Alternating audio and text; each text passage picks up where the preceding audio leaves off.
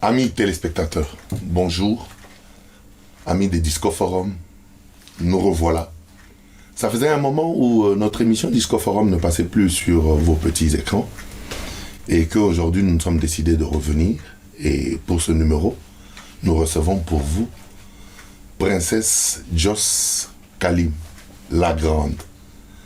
Bonjour Princesse. Bonjour Charlie. Qu'est-ce que tu aimerais? Comment est-ce que tu voudrais qu'on t'appelle?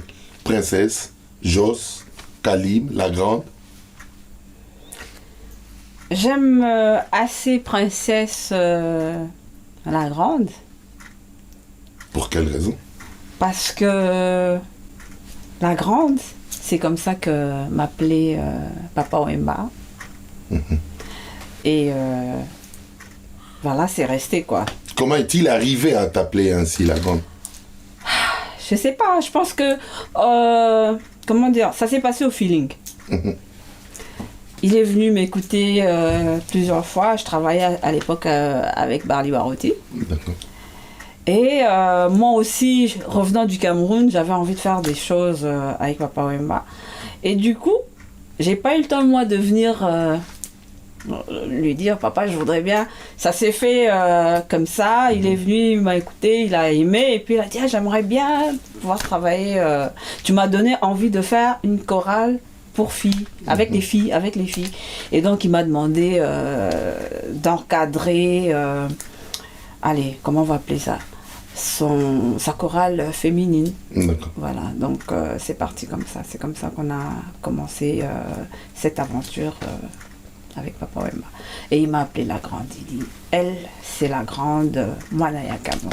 Et parle-nous de cette aventure, toi et Papa Wemba. Comment est-ce que tu as été reçu dans Viva la Musica? Parce qu'au fait, Viva la Musica, c'est un groupe masculin. Je me rappelle qu'il y a de temps où il y a eu Asta Paola, que j'ai salué en passant. Et après, il n'y a eu que des hommes. Reddy Amissi, Stino Moubi, et ainsi de suite. Jusqu'à la nouvelle écrite à Bendoson, ainsi de suite. Et tout d'un coup, c'est une bande de filles et un album dans un esprit carrément nouveau que nous avons appelé Notre Père. Bon, je sais pas, mais si je dois dire par rapport à ce que Papa Wemba m'a dit à l'époque, puisqu'il est venu plusieurs fois à m'écouter, il m'a dit tu m'as donné l'envie de travailler avec des voix de filles. De filles. Et j'aimerais beaucoup que tu encadres des jeunes que je vais mettre avec toi. Donc que tu sois là pour les encadrer et tout. Est-ce que ça t'intéresse? Évidemment, pour moi, bon, j'avais toujours rêvé de faire quelque chose avec Papa Wemba. Je venais beaucoup plus pour un featuring parce que j'avais un album... à l'époque, j'étais plus au Cameroun. Donc je venais à Kinshasa dans l'esprit de faire des choses avec des musiciens congolais et autres. Et vu que j'étais déjà très fan de Papa Wemba, que j'interprétais ses chansons déjà à l'époque et tout, bon, c'était une opportunité... qui t'était offert. Voilà, pour, voilà, donc tu es sauté sur l'occasion. Sur l'occasion, j'ai même pas réfléchi, j'ai dit oui, ça m'intéresse. Ma seule condition, évidemment, c'était que je puisse avoir mes événements, que je puisse être indépendante. Et lui, il est très ouvert par rapport à ça. Donc, il a accordé. Il m'a dit, il n'y a pas de souci, si tu as tes concerts, si tu as des... tu les fais. Et puis voilà, donc ça s'est passé comme ça. Et dans ton album, vous avez préparé un tube ensemble? Oui, on a fait un feat. Papa Wemba a chanté dans Stranger. Un titre qu'on a fait, on va dire, à 3. Il y avait un ami américain, Dahai, qui est venu des États-Unis pour l'occasion. Papa Wemba et moi, Stranger. C'était anglais, français, lingala. Stranger qui veut dire... étranger. En anglais. Mopaya. Voilà, Mopaya. Et bon, l'ami jouait un peu le rôle de l'étranger, justement, l'ami américain. Et j'étais un peu la fille entre les deux. Et... Entre le Mopaya et le Mopaya, et le bon... le chef coutumier. Ouais, mais bon, c'est... l'histoire, c'est que lui, il est arrivé avec... l'Américain est arrivé avec sa femme, sa petite chérie américaine. Il rencontre une Congolaise qui est censée lui montrer un peu comment ça se passe à Kinshasa. Et il commence à me dire I love you. Moi, j'ai dit fais attention parce qu'à Kinshasa, on dit quand tu commences à me dire I love you, tu risques de pas rentrer aux États-Unis. Donc, c'était un peu l'histoire. Et puis, bon, voilà, on s'est amusé à nager entre rumba, zouk et un peu R&B. C'était super. Bah, c'était... Enfin, moi, j'ai jamais eu vraiment de problème avec Papa Wemba. Le courant passait assez bien, musicalement parlant, bien entendu. Et bon, moi, j'étais moi. Chez ça, quoi. C'est-à-dire que, bon, j'étais tout le temps en train de dire à papa, mais... Papa, toi, chaque fois tu fais des trucs et tout ça, on dirait que tu sais pas que tu es Papa Wemba, quoi, et tout. Et chaque fois, je suis en train de lui rappeler que non, mais attends, t'es trop cool et tout. Il y a des fois, tu devrais quand même faire le Papa Wemba, quoi, et tout. Donc, en fait, quand tu disais faire le Papa Wemba, à quoi est-ce que toi tu t'attendais? Il était trop accessible à mon goût. Alors, moi, comme j'étais à côté de lui, j'ai emmené aussi un peu ma manière de fonctionner et tout. Bon. J'avais une idée de Papa Wemba qui n'était pas forcément celle que je me faisais. Trop cool, trop simple des fois et tout. Et des fois, j'aurais aimé qu'ils mettent un peu plus de barrières pour certaines choses. Et c'est comme ça qu'il m'appelait d'ailleurs la dame de fer, parce que je suis arrivée avec une certaine rigueur, une certaine discipline et tout. Mais bon, au début, peut-être, je sens qu'il y a des gens qui n'ont pas aimé cette certaine rigueur et tout. Mais bon, j'avais ma façon de voir et finalement, j'ai dû quand même changer un peu ma vision des choses. Et j'ai compris qu'en fait, c'était plus celui qui se disait il donne sa chance à tout le monde. Voilà, j'ai pris ça comme ça. Chance et Loco Pamba. Chance et Loco Pamba.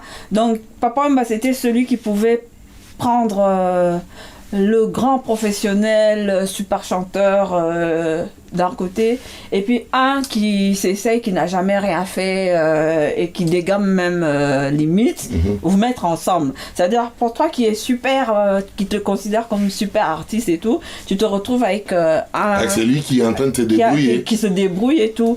Alors, à un moment donné, il arrive à vous mettre d'accord. C'est-à-dire que tu descends un peu de ton piédestal et tu comprends, tu as cette envie de partager finalement et dire que ok, au lieu de me plaindre qu'on est en train de me mettre avec... donc tu t'accordes à cet échange. Voilà. Donc ça m'a ramené un peu, humanisé aussi peut-être, parce que bon, j'avais trop de rigueur. Moi j'ai commencé la musique avec des personnes comme Richard Bonnat.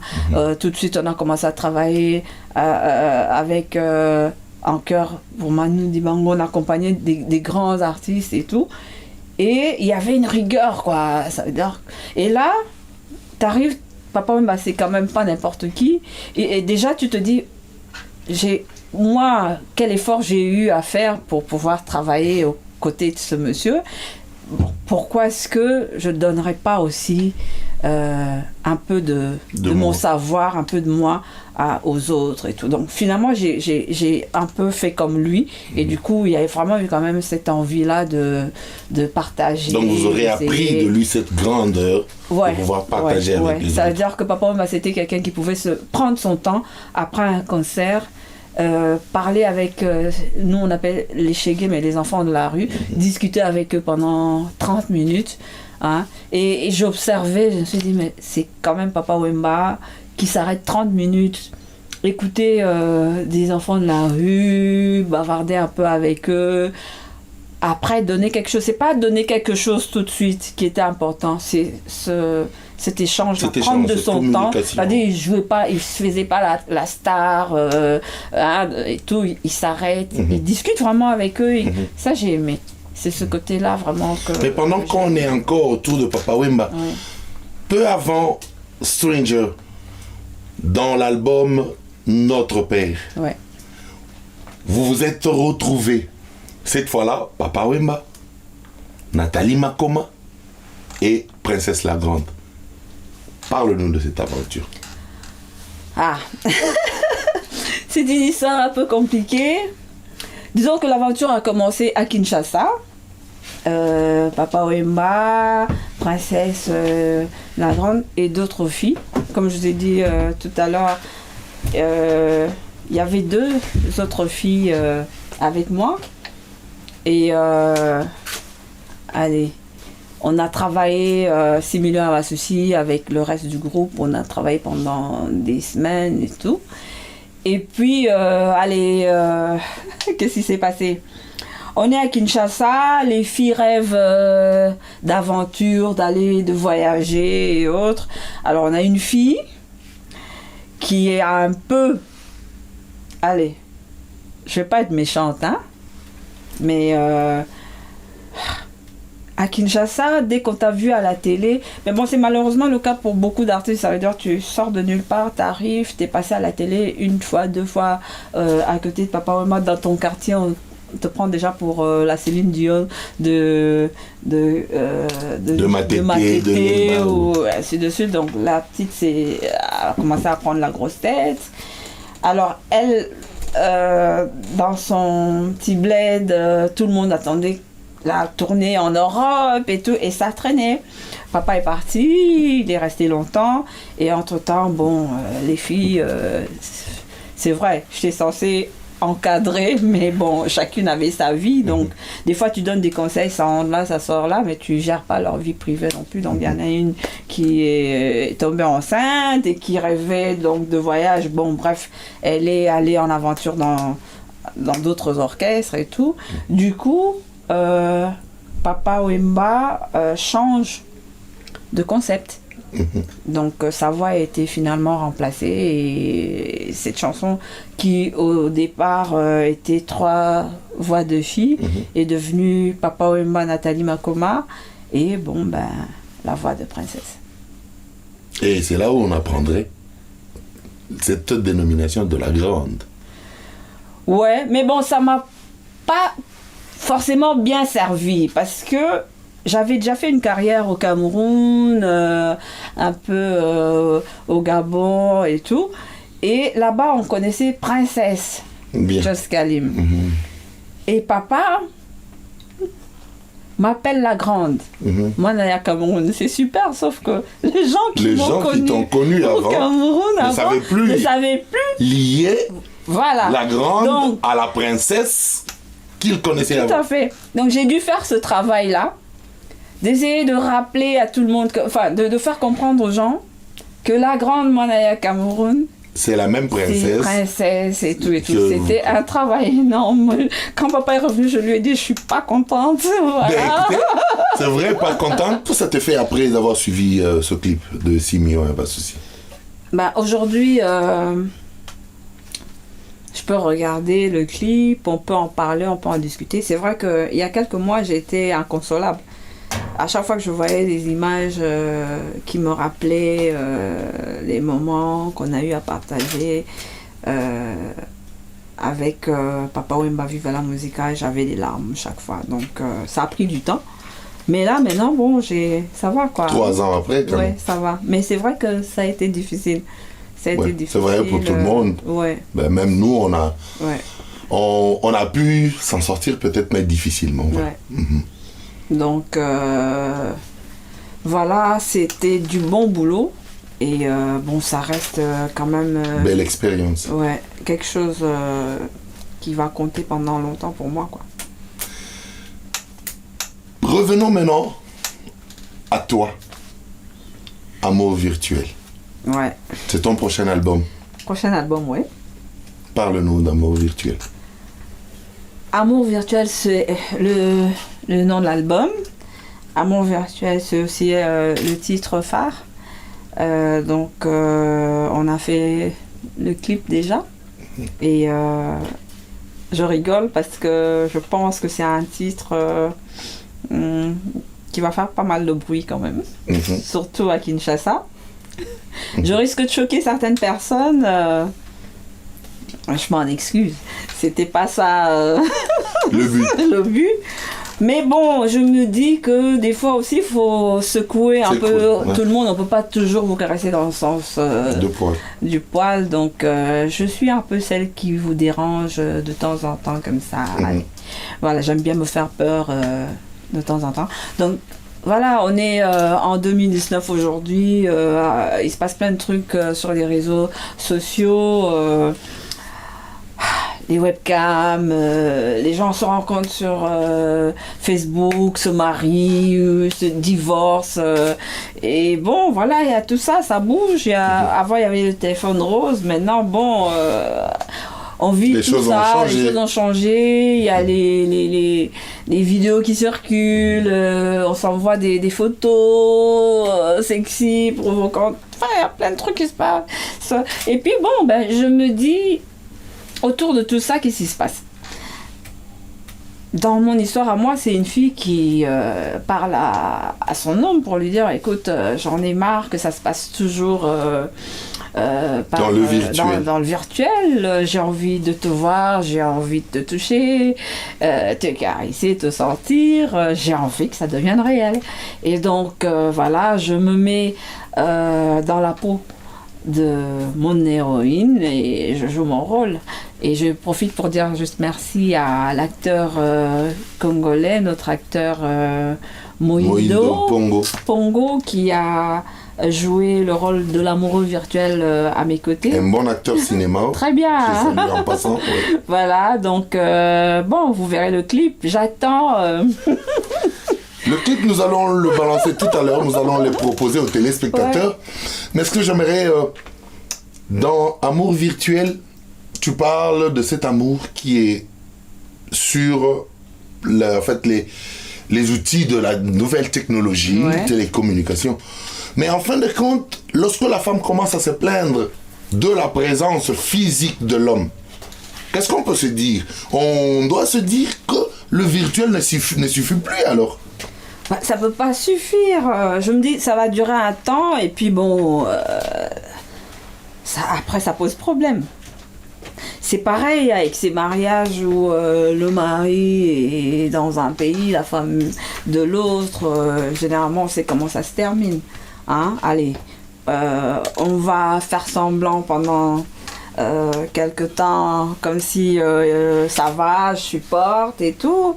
Et puis bon, ben le mec, attends, de l'autre côté, hein, et d'un autre côté. Et puis il dit, mais bon, est-ce que tout le monde a répété qu'il est Non, mais oui, mais c'est ça. Donc, bon, c'est vrai que les femmes ont tendance à tenir plus de coups, mais bon, qu'on arrête un peu de mais dans l'entretemps, tu ne penses pas que c'est un peu osé, Amour virtuel?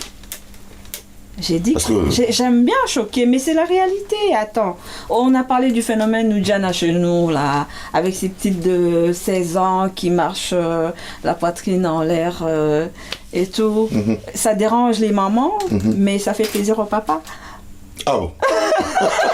Ça, c'est à vérifier. Hein? Mais justement, c'est d'actualité. Ça veut dire que pendant que vous faites la pieuse, vous faites la maman qui est débordée, la religieuse, bah, il y a quelqu'un d'autre qui s'occupe de votre homme. Si ce clip peut aider les femmes à la maison à réveiller un peu leur relation avec le côté sensuel, avec le papa avec l'homme, avec leur mari. Moi, voilà, donc histoire de faire bouger un peu tout ça et tout, on a tendance à croire que parce qu'on est marié, c'est acquis, ça y est, on n'a plus d'efforts à faire et tout.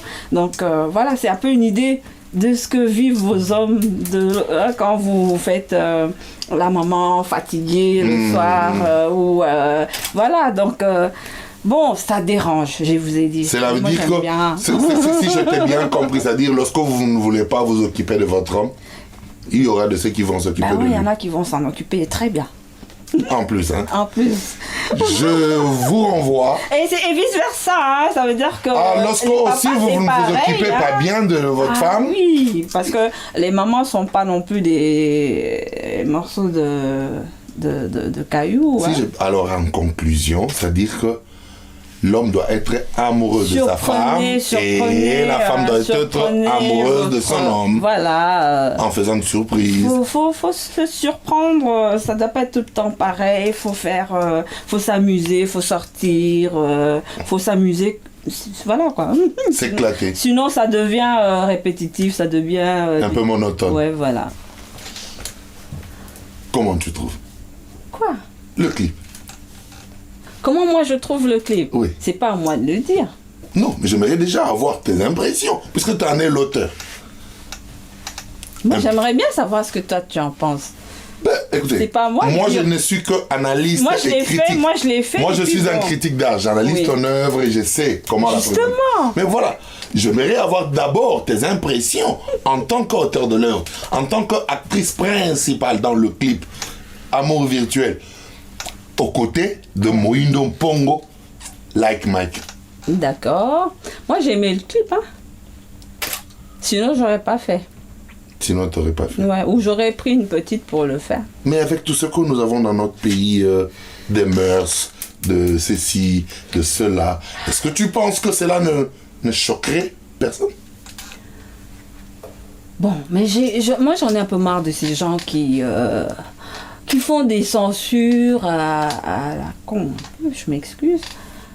Mais ces mêmes gens, vous allez les retrouver, allez, politiques, pasteurs, frères en Christ et tout réunis, hein, avec des mineurs et des trucs pas possibles et tout, qu'on arrête un peu de faire semblant, quoi. Bon, ben là, si vous regardez bien, vous n'avez pas vu un Non, ça, on n'a rien vu. on Bien. n'a rien vu.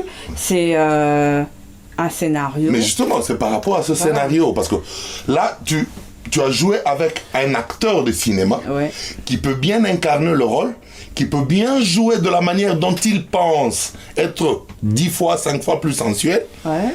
Mais toi, tu n'es que chanteuse. Ah non, artiste. mais ça, je suis aussi comédienne au cas où tu ne saurais pas. Eh ben justement, en fait, par rapport à ton expression maintenant, tu penses que la réaction de ceux qui vont te suivre, Ouais. comment est-ce qu'ils veulent? Mais justement, c'est pour ça que j'ai dit, ça va déranger certains. J'assume pleinement ce que j'ai fait. Hein. Moi, je suis là, allez, je vais répondre à toutes les questions, à toutes les provocations, à toutes les attaques. J'assume. Parce que tu commences déjà à provoquer par toi-même. Non, j'ai dit que je sais que ça va certainement choquer plus d'une personne, surtout en RDC où les gens sont, on va dire, assez réservés. Je dirais pas. C'est pas qu'ils soient pieux ou quoi, c'est Non, ça, ils les c'est ont pas ça. Non. Mais bon, ils aiment bien jouer un peu au sein et tout ça, donc ça va choquer tous ceux qui vont vous dire que je vais à l'église, je veux pas regarder et tout et tout. Mais je crois que ça va plaire À ce qui aimerait bien s'amuser. à ceux qui sont vrais, parce que je crois que pasteurs, frères en Christ, même ceux qui vont censurer et tout, On est quand vont même se une fois retrouver amoureux. quelque part quand dans même sa vie. dans cette chanson. Quoi. Merci, princesse. Après Amour virtuel, dans le même album, Oui. je tiens à signaler aux amis téléspectateurs cet album Amour virtuel. Le premier clip que vous avez suivi, Stranger, est dans cet album. L'amour virtuel qui est le titre phare de l'album. Maintenant, je veux toucher à une chanson qui me rappelle déjà à moi beaucoup de choses. Et où tu as peut-être fait un coucou à une grande dame de la chanson Ouais. africaine, Abeti Masikini. Ouais. Le titre, c'est Aziza. Parle-nous. Alors, Aziza, c'est une chanson on l'appelait tendrement Tantine Abeti Masikini, qui est une grande chanteuse, on va dire congolaise, mais vraiment elle est africaine. Et déjà toute petite, j'étais vraiment fan de Tantine Abeti, je la regardais chanter et tout, j'ai aimé cette dame-là. Et plus tard, quand j'ai commencé à chanter et en grandissant, j'ai compris que c'était une dame qui était vraiment en avance sur son temps par rapport à la musique au Zaïre à l'époque. et en Afrique en général. Et je pense que notre pays n'a pas compris son style, sa musique. Je pense que le Zaïrois à l'époque n'a pas trop compris. Là, je crois que tu n'as pas tort. Tu n'as pas tort que les gens n'aient pas compris la musique d'Abeti. Parce que autour d'Abeti, il y a eu des personnes qui avaient autant d'avance sur le temps, autant qu'Abeti, et autant que ces gens-là étaient à l'avance. Je citerai le grand Abumba Masikini, qui était largement en avance par rapport aux bassistes ou aux guitaristes de son époque. Et je vais faire un coucou à mon frère Goubal Jean Kalala, qui est aussi passé par Bas de Star Music. Ah, bah, comme quoi, sans le savoir, il y a des trucs. Je comprends pourquoi on s'entend si bien. Donc il y a ça, et moi je suis passée par l'école du jazz, par cette ouverture musicale. Je peux vous faire un peu de salsa, un peu de boléro, un peu de si, un peu de rumba, un peu de zouk, mais vraiment j'aime bien comme ça nager, me balader dans différents styles. Et voilà, j'ai eu envie de rendre hommage à Tantine Abeti Masikini en reprenant une de ses chansons. Elle a chanté Aziza pour sa sœur qui était décédée, et j'ai repris donc cette chanson pour lui rendre hommage à elle.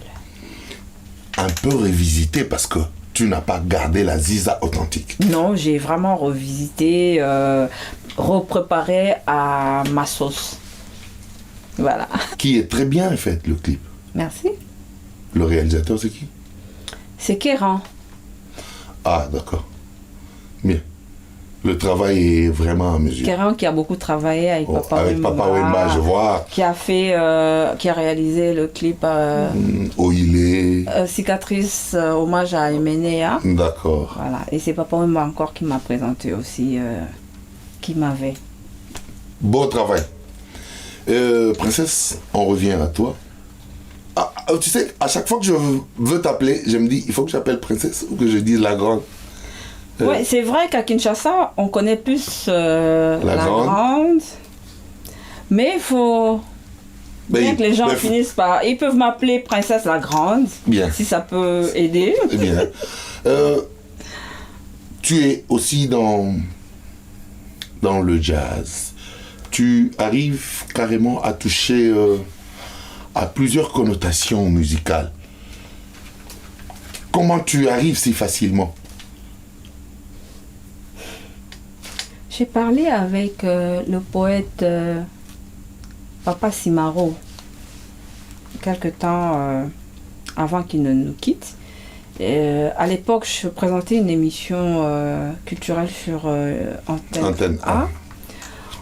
Et j'ai reçu Olivier Chimanga à l'époque. Et Papa Simaro parlait d'Olivier Chimanga. Et il disait qu'il avait justement cette capacité à pouvoir jouer. Parce que chez nous à Kinshasa, en fait, on se limite à, quand on est musicien, à ne jouer qu'un genre ou un style de musique.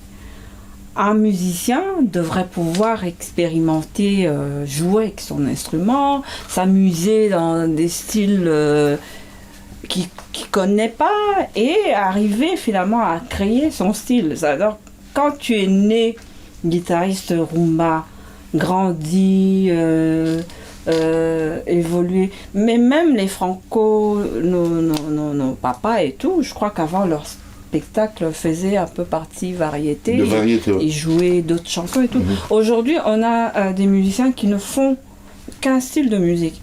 Bon, mais je pense que je me pose même la question s'il y a encore de groupes qui font de lever des rideaux comme dans le temps. Mais il n'y a que des personnes comme Jean Roubal qui donnent la chance, ou Papa Wemba qui donnent la chance à leurs musiciens. de pouvoir faire des scènes en dehors de... Voilà, d'aller jouer, de faire des spectacles. Et lui, il vient d'ailleurs comme parrain et tout. Ça, c'est louable, c'est beau. Mais ici, qu'est-ce qui se passe en général? Vous avez président d'orchestre et tout, mais vous ne jouez que sa musique pendant 15 ans, 20 ans. Bon, ça fait pas grandir le musicien. Je veux dire, même pour lui, l'artiste, le directeur, le président du groupe, si tu as des musiciens qui te répètent chaque jour la même guitare, même sonorité et tout, bon, c'est du déjà entendu. En fait, quand tu as écouté une chanson, tu as l'impression que tu les as toutes écoutées. Et elle revient à vous. Voilà.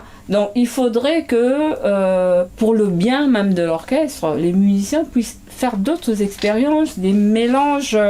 Aujourd'hui, Dieu merci, le featuring est à la mode. Donc, ça permet justement un peu d'aller voir autre chose. Mais si on reste fermé pendant 10, 15 ans, 20 ans à ne jouer que son propre répertoire, qu'on n'expérimente pas autre chose, ben, on est appelé à mourir en tant que musicien. Donc, moi, j'ai eu cette chance-là de commencer dans un groupe de jazz. De jouer avec, comme je vous ai dit, des grands musiciens où c'était de la variété. Et donc, on nous a fait travailler sur des titres dingues. Ça veut dire, quand vous devez faire, par exemple, les chœurs sur un morceau de Joe Cooker, où les choristes chantent hyper haut. Aigu. Et puis, vous pouvez vous retrouver en train de faire des chœurs sur un morceau vous faire un truc de Nina Simone qui a une voix super grave, ou de Tracy Chapman qui a une voix super grave. Donc on arrive déjà vocalement à pouvoir monter, à pouvoir s'exercer un peu plus haut et on plus peut bas. jouer avec sa voix. Et maintenant, par rapport au style, donc, on jouait un peu de tout. C'est pourquoi tu as aussi beaucoup plus une connotation zouk. Dans toutes tes chansons où j'ai dû auditionner, cet accent zouk, je ne sais pas, qu'est-ce qui a influencé sur toi, Jocelyne Berwad? Zouk machine, je sais pas. Je pense comme tout le monde, le zouk à un moment donné a dû... Mais c'est aussi la musique de l'amour. Et moi, la plupart de mes textes sont des textes amoureux. Pour ne pas dire sensuel. Non, on va dire... Ouais, t'as dit quoi? Sensuel. Ouais. Voilà, donc il y a le zouk pour faire passer ce genre de message avec rythme et... Allez, voilà, je vais m'arrêter là. Donc, ouais, souvent, c'est assez zouké, mais si on écoute bien, on va voir qu'il y a quand même la guitare congolaise qui est là, qui nous ramène un peu à la rumba. Et donc, moi, je pense qu'il y a tous mes métissages, tous les mélanges, parce que je suis un peu de ci, de ça, et musicalement, voilà, c'est un peu ça aussi, un peu de Congo, un peu de Cameroun, un peu belge, un peu ci, et tout ça là, quand on mélange. Prochainement, est-ce que tu nous feras un peu du pire Makossa? Ouais, pourquoi pas. Ouais, pourquoi pas. Ça fera plaisir à maman, ça. Ben, parce que en fait, c'est ça l'identité du Cameroun. Ouais. Voilà, donc, promis, je vais voir. Quand je vais aller au Cameroun, j'irai voir avec Aladji Touré si on peut arriver à faire quelque chose. Charlotte Dipanda, avec les autres, si on peut arriver à faire quelque chose. Mais c'est vrai, le problème, c'est que pendant un moment, on a eu l'impression que les Congolais restaient quand même assez fermés musicalement parlant, c'est-à-dire qu'ils n'écoutent que leur musique. Et ça, même les autres là-bas, au Cameroun, au Sénégal, le pensent. Et à un moment donné, d'ailleurs, je me souviens qu'au Cameroun, ils ont dit, ok, les Congolais n'écoutent pas d'autres musiques et tout. Nous, on joue plus la musique congolaise et tout. Bon, c'était une petite guéguerre. Mais bon, je sais pas, hein. Moi je pense que...